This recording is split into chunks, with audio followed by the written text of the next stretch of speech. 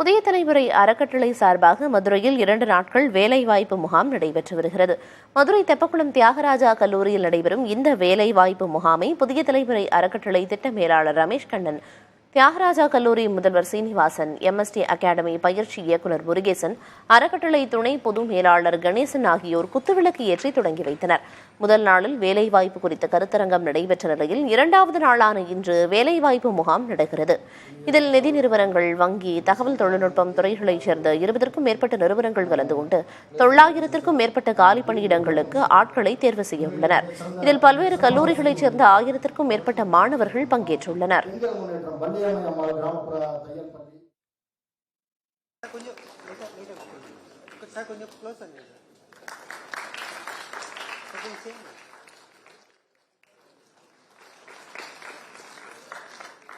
Training and placement officer அதற்கென்று தனியாக உருவாக்கப்பட்டு ஒவ்வொரு வருடமும் 500 to 600 மாணவர்கள் வேலைவாய்ப்பு பெற்று சென்றிருக்கிறார்கள்.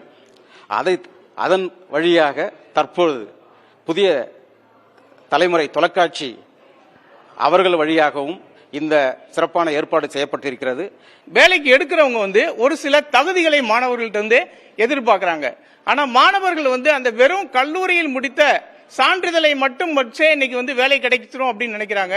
அந்த எக்ஸ்ட்ரா பயிற்சிகள் மூலமா என்னென்ன வாய்ப்புகள் அடிஷனலா கிடைக்கும் அப்படின்றத அந்த மாணவர்களுக்கு கொடுத்து அவங்கள ஒரு முழுமையான மாணவர்களாக்கி எளிதாக உயரிய பதவிகளில் அடைய வைக்கணும் அப்படின்றக்காண்டி தான் இன்னைக்கு இந்த ட்ரைனிங் முகாம் நடத்திக்கிட்டு இருக்கிறோம்.